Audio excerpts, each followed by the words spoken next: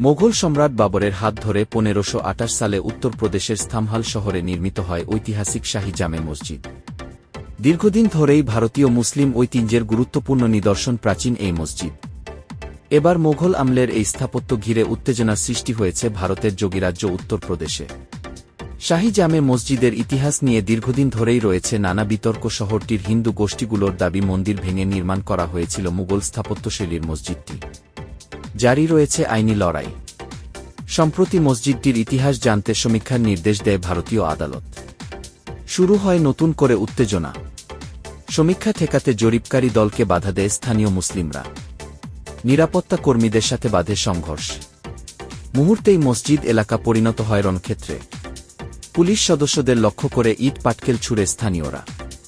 বিপরীতে গুলি ছুড়ে পুলিশ ঘটে হতাহতের ঘটনা। এ ঘটনার পর থেকে থমথমে পরিস্থিতি বিরাজ করছে।